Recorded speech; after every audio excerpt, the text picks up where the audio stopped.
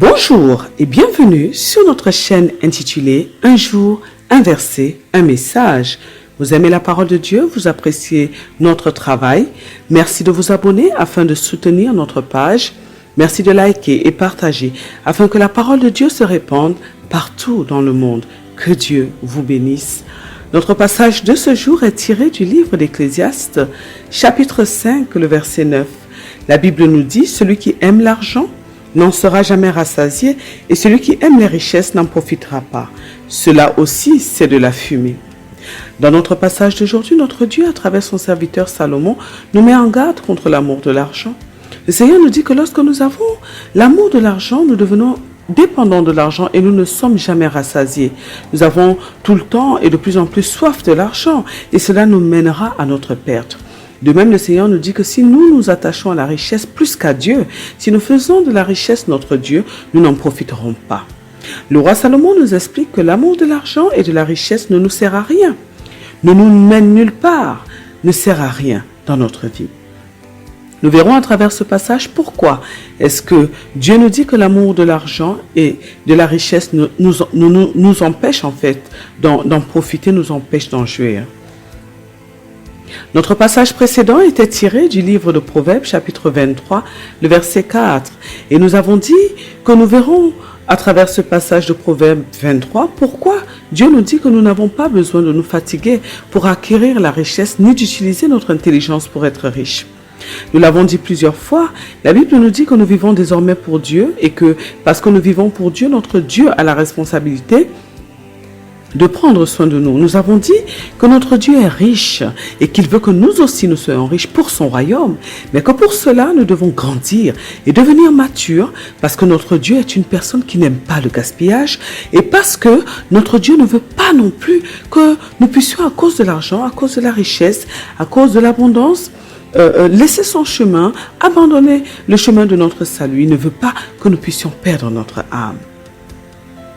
Notre Dieu veut nous donner la richesse, l'abondance, le bonheur, mais il veut que nous soyons aptes à gérer ce qu'il va nous donner et que nous ne puissions pas le trahir à cause de ces choses, que nous ne puissions pas utiliser ce qu'il va nous donner pour dominer les autres, par exemple. Le Seigneur ne veut pas que ces choses soient à la base de notre chute.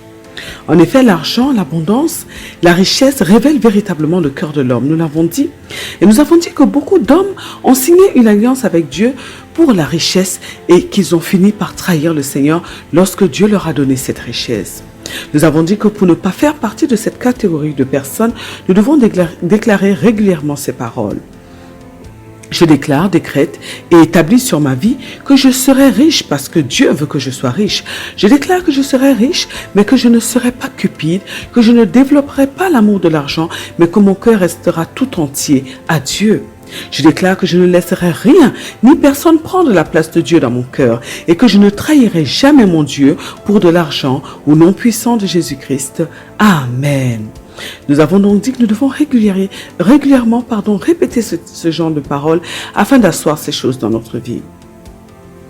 Nous comprenons alors que nous devons d'abord devenir des personnes qui avons un cœur comme celui de Christ. C'est ce que nous avons dit. Nous avons dit qu'un cœur qui est circoncis, un cœur qui est immunisé par Dieu contre la cupidité, l'avarice, l'amour de l'argent, est le cœur que nous devons développer, que nous devons avoir un cœur qui est tout entier à Dieu, un cœur qui ne bat que pour Dieu et dans lequel rien ne peut prendre la place de Dieu. Nous devons faire beaucoup attention, nous l'avons dit, parce que parfois nous croyons que nous sommes forts, que nous ne succomberons pas à la tentation. Mais notre Dieu nous connaît mieux que nous-mêmes et nous avons dit qu'il sait si nous sommes prêts à recevoir la richesse de lui. Il sait si nous sommes capables de continuer à l'aimer malgré tout ce qu'il va nous donner et si nous sommes capables d'utiliser ces richesses pour faire avancer son royaume sur la terre. Nous avons dit que Dieu a établi des principes qui vont nous permettre de devenir riches et que nous devons les appliquer si nous voulons acquérir la richesse. Mais nous avons dit que nous devons aussi savoir que nous pouvons appliquer ces principes, mais que notre Dieu lui-même peut nous barrer le chemin de la richesse, parce qu'il ne veut pas que nous ayons cette richesse, car il ne veut pas nous perdre, car il estime que nous ne sommes pas prêts, que nous ne sommes pas assez matures, que notre intérieur n'a pas été assez transformé. Ce qui veut donc dire que nous devons être en accord avec Dieu afin de recevoir cette richesse. Nous avons dit que l'or et l'argent appartiennent à Dieu et que Dieu le donne à qui il veut. Nous avons dit que le diable lui aussi propose ces choses aux hommes parce qu'il les a obtenues de nos ancêtres Adam et Ève de manière illégale. Notre Dieu veut donc nous voir riches dans l'abondance, mais c'est lui qui doit décider de nous donner la richesse au moment où nous sommes assez matures pour la recevoir, au moment où Dieu estime que nous sommes prêts à la recevoir, au moment où il estime que nos cœurs sont disposés pour la recevoir. Nous avons dit que lorsque nous sommes à cette étape, nous devons comprendre que nous ne devons pas nous agiter, que nous ne devons pas nous tuer au travail, que nous ne devons pas chercher cette richesse par des moyens inappropriés. Nous avons dit qu'une fois que nous avons reçu une parole de Dieu qui nous dit qu'il nous rendra riches, nous devons simplement patienter, travailler en nous-mêmes et suivre les instructions du Seigneur. En effet, le Seigneur lui-même nous guidera par son Esprit Saint et il nous donnera toutes les informations nécessaires qui nous mèneront à cette richesse. Nous avons dit que le Seigneur nous formera lui-même, de sorte que nous soyons prêts et aptes à obtenir, gérer, distribuer cette richesse qu'il nous donnera. Nous avons dit que nous devons répéter régulièrement ces paroles-ci. Je déclare, décrète et établis sur ma vie que j'attendrai le moment de Dieu pour aspirer à la richesse. Je déclare que je recevrai des instructions de Dieu et que je les appliquerai à la lettre. Ainsi, elles me mèneront à la richesse. Je déclare que je me soumettrai à la formation que mon Dieu me donne afin que je sois prêt, apte à obtenir, gérer et distribuer la richesse que Dieu me donnera au nom puissant de Jésus-Christ. Amen.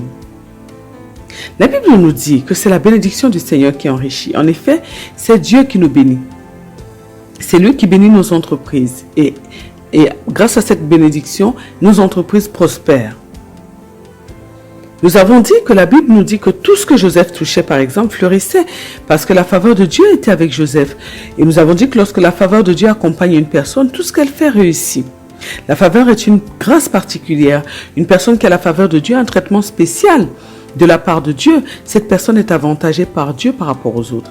Et tout ce qu'elle touche, toutes les personnes avec qui elle traite, qu'elle fréquente, vont lui ouvrir le chemin. Et nous avons dit que la personne qui a la faveur de Dieu va vivre des réclamations divines. C'est-à-dire que Dieu va faire intervenir dans la vie de cette personne des choses extraordinaires, des avantages que d'autres personnes n'auront jamais expérimentés.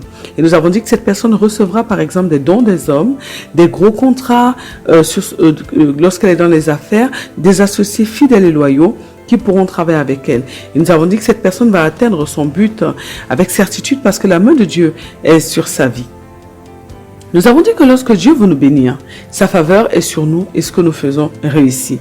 Et nous avons dit que lorsque Dieu veut voir un homme riche, il lui donnera des idées que cette personne va exploiter. Et pendant que cette personne va exploiter ces idées, la faveur de Dieu va l'accompagner et tout ce qu'elle va faire va réussir.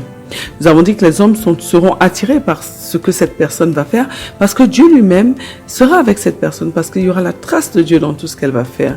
Nous avons dit que lorsque nous sommes agréables à Dieu, le Seigneur nous permet de réaliser jusqu'au bout ce que nous commençons. Mais nous devons aussi respecter les principes de Dieu ainsi que toutes les recommandations qu'il nous donnera. Et dans ce processus, notre obéissance envers Dieu est très très importante. Nous avons dit que parce que Dieu voit ce que nous ne voyons pas et Dieu sait ce que nous ne savons pas. Nous avons dit que le diable ne veut pas que nous soyons riches et qu'il fera tout son possible pour nous empêcher d'acquérir la richesse. Aussi, il mettra tout en œuvre pour nous barrer le chemin.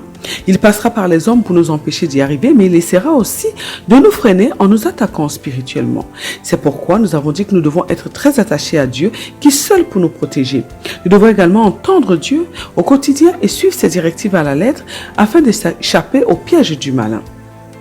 Nous avons dit que nous devons répéter régulièrement ces paroles. Je décrète, déclare et établis sur ma vie que la faveur de Dieu m'accompagne dans tout ce que j'entreprends. C'est pourquoi je réussis toujours. Je déclare que je ne tombe pas dans les pièges du diable qui veut m'empêcher d'acquérir la richesse, mais que j'obtiens cette richesse de Dieu en suivant ses instructions. Je déclare que partout où je suis, les portes fermées s'ouvrent en ma faveur et les personnes que je rencontre m'accordent tout ce que je demande au nom puissant de Jésus-Christ. Amen.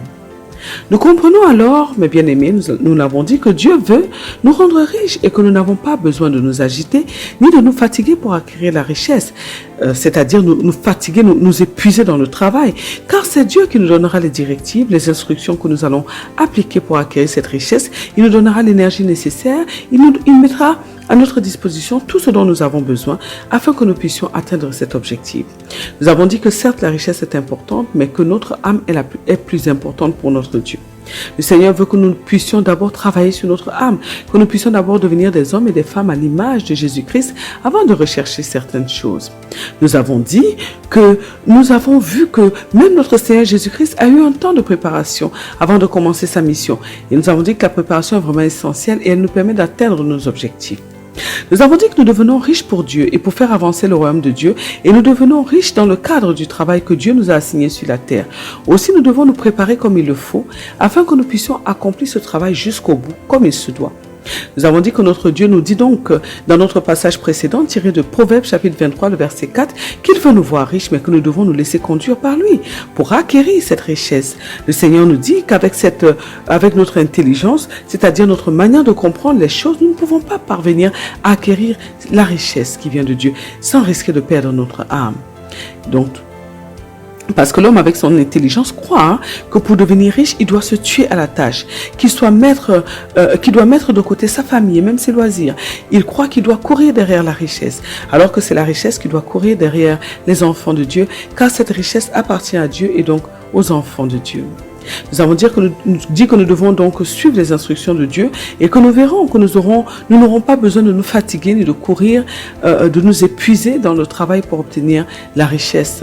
Nous avons dit que nous devons décider d'attendre le temps de Dieu pour rechercher la richesse, que nous devons décider de consulter Dieu dans un premier temps pour savoir si le temps est favorable pour nous de lui demander cette richesse et que nous devons donc décider d'écouter les instructions de Dieu qui nous mèneront à la richesse et que cette richesse donc nous sera profitable au nom puissant de Jésus-Christ. Amen. Nous sommes donc aujourd'hui dans le livre d'Ecclésiaste, chapitre 5, le verset 9, et nous avons dit que nous verrons à travers ce passage pourquoi est-ce que Dieu nous dit que l'amour de l'argent et de la richesse nous empêche d'en jouir. Nous avons dit que Dieu veut que nous soyons riches et que nous soyons dans l'abondance. Et nous avons dit que notre Dieu veut que nous puissions acquérir cette richesse en respectant ses principes après que Dieu nous ait lui-même préparés. Cependant, nous avons dit que rien ni personne ne doit prendre la place de Dieu dans notre cœur. En effet, notre Dieu nous dit que nous devons l'aimer de tout notre cœur, de toute notre âme, de toute notre force et de toute notre pensée. Ce qui veut dire que notre cœur tout entier, nos pensées doivent être remplies de la personne de Dieu. Dieu doit être celui qui occupe toutes nos pensées, bien plus encore que notre mari ou notre amoureux et même plus que nos enfants. Nous devons penser à Dieu et à lui plaire à chaque instant, à chaque moment, tous les jours de notre vie. À cause de cela, si nous choisissons de donner la place de Dieu dans nos cœurs à l'argent ou à la richesse, nous sommes en train de pratiquer l'idolâtrie, un grand péché que Dieu hait. Déclarez ces paroles avec moi. Je déclare, décrète et établis sur ma vie que mon cœur tout entier appartient à mon Dieu. Je déclare que ni la richesse, ni l'argent, ni l'abondance ne prendront la place de Dieu dans mon cœur. Je déclare que je ferai tout ce qui est en mon pouvoir pour plaire à mon Dieu tous les jours de ma vie au nom puissant de Jésus-Christ. Amen. L'argent donc en lui-même ainsi que la richesse ne sont pas des mauvaises choses car c'est Dieu qui les a créées et elles lui appartiennent. Bien que Dieu veuille nous les donner, il refuse que ces choses deviennent des dieux pour nous, ses enfants. Et lorsque nous faisons de l'argent un Dieu dans notre cœur et donc dans notre vie, c'est-à-dire que lorsque nous vivons uniquement pour acquérir de l'argent, lorsque tout ce que nous faisons c'est pour gagner de l'argent, lorsque nous négligeons l'œuvre de Dieu et que nous courons plutôt derrière l'argent, lorsque nous négligeons nos familles, nos proches pour courir derrière l'argent, nous sommes en train de commettre un péché et nous savons tous que lorsque nous péchons, lorsque nous désobéissons à Dieu, nous ouvrons une porte au diable dans notre vie. Et lorsque le diable vient dans notre vie, c'est uniquement pour dérober, égorger et détruire. Aussi, nous devons prendre conscience à travers ce message que nous ne devons pas vivre pour gagner de l'argent, mais pour Dieu. Il y a aujourd'hui dans le monde des personnes qui adorent l'argent. Et nous avions dit que derrière l'argent, il y a un esprit qui se nomme Mammon et que c'est donc cet esprit que nous adorons. C'est qui est une abomination devant Dieu. Notre Dieu étant un Dieu jaloux, quand nous sommes dans ce cas de figure, nous sommes en train de l'offenser en fait. Et nous avons dit, vu que nous avons dit que nous avons vu plusieurs fois ce qui s'est passé avec le peuple d'Israël qui a adoré des faux dieux et nous avons vu de quelle manière Dieu les a livrés à leurs ennemis. Il y a certaines choses qui arrivent aux hommes sur la terre sans qu'ils ne comprennent, mais ces choses viennent de leur idolâtrie. Partout où il y a l'idolâtrie, il y a une sentence de Dieu qui s'abat sur les hommes. Il y a beaucoup d'hommes riches qui meurent de cancer et d'autres maladies qui sont étranges. Ces personnes qui passent leur vie à amasser en mettant leur créateur de côté et qui offensent donc Dieu et tombent sous cette sentence. Nous devons beaucoup faire très attention. Mais bien aimés dans le Seigneur Jésus-Christ, nous l'avons dit, Dieu veut nous voir, nous donner la richesse, l'abondance, l'argent, mais il veut que cela se passe selon ses principes, selon ses décisions, car nous lui appartenons. Déclarez ceci avec moi. Je déclare, décrète et établis sur ma vie que je vis désormais pour mon Dieu. C'est pourquoi je n'adorerai jamais l'argent ni maman. Je déclare que je prends soin de ma famille, de mes proches comme Dieu me le demande. Je déclare que je ne cours pas derrière l'argent, mais que c'est l'argent qui court après moi parce que je suis de Dieu. Je déclare que l'idolâtrie est bannie de mon cœur au nom puissant de Jésus-Christ. Amen. De même, toute personne qui n'est pas donc sous la protection de Dieu et qui n'a donc pas encore accepté Jésus-Christ comme son Seigneur et Sauveur est livrée à Satan. Et cette personne va subir la colère de Satan qui va attaquer tout ce qu'elle possède. Pour les personnes qui choisissent de signer une alliance avec le diable par amour pour l'argent, celui-ci leur donne cette richesse, mais en échange, soit leur vie ou la vie d'un de leurs proches leur est prise, il y a toujours un prix qu'ils doivent payer à Satan. Alors quand nous aimons l'argent plus que Dieu et que nous passons notre temps à le rechercher, à courir après lui, nous nous égarons, car notre esprit est endormi par l'ennemi qui nous pousse à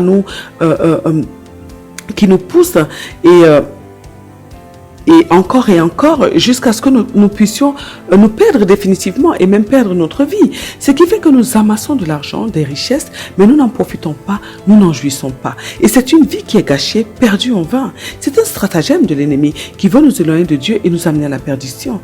N'oublions jamais que le diable est en colère et qu'il a juré d'amener à la perdition le maximum des enfants de Dieu. Alors faisons très attention. Dans notre passage d'aujourd'hui, tiré du livre d'Ecclésiaste, chapitre 5, le verset 9, le roi Salomon, à travers sa grande sagesse qui lui vient de Dieu, nous met en garde contre l'amour de l'argent. Le roi Salomon, qui est bien placé pour le faire, car il était immensément riche, il nous dit dans le livre d'Ecclésiaste qu'il a tout essayé dans sa vie et qu'il est arrivé à la conclusion que tout est vanité sur la terre. Et nous entendons également beaucoup de personnes qui sont riches nous dire que l'argent ne rend pas heureux et que la vraie richesse est celle qui est à l'intérieur de nous. C'est pourquoi une personne qui est riche à l'intérieur peut, lorsqu'elle perd sa richesse extérieure, la retrouver rapidement. C'est parce que la richesse part d'abord de l'intérieur vers l'extérieur et c'est la raison pour laquelle notre Dieu veut d'abord nous transformer de l'intérieur avant de nous amener vers la richesse. Déclarez ceci avec moi, mes bien-aimés dans le Seigneur Jésus-Christ. Je déclare, décrète et établis sur ma vie que je grandis de l'intérieur afin que cela se reflète à l'extérieur. Je déclare que je m'enrichis de l'intérieur. Je déclare que je grandis dans la sagesse de Dieu, dans la connaissance, dans la science, dans la réflexion, l'intelligence et dans tous les principes de Dieu. Au nom puissant de Jésus-Christ. Amen. Alors, il n'y a que Dieu qui peut nous rendre heureux, mes bien-aimés dans le Seigneur Jésus-Christ. Alors, décidons de donner à Dieu la place qui est la sienne dans notre vie. Décidons de lutter contre l'amour de l'argent. Décidons de ne pas courir derrière la richesse, car Dieu nous la donnera au temps convenable. Choisissons de vivre pour Dieu et pour les hommes, et nous aurons une vie épanouie. Nous pourrons profiter de tout ce que Dieu nous donnera, et plus encore, et plus important encore, nous hériterons de la vie éternelle. Prions afin que Dieu nous aide à être conscients que l'amour de l'argent et de la richesse est dangereux pour nous. Prions afin que Dieu nous donne la capacité de l'aimer plus que tout et de recevoir de lui la richesse, l'argent, l'abondance, afin que nous puissions en profiter. Prions afin que Dieu nous donne la capacité de vivre pour le royaume de Dieu en nous éloignant de tout ce qui est futilité, vanité dans notre vie, au nom puissant de notre Seigneur Jésus-Christ. Amen. Que Dieu vous bénisse éternellement, qu'il bénisse vos familles et à très bientôt sur notre chaîne. Un jour, un verset, un message.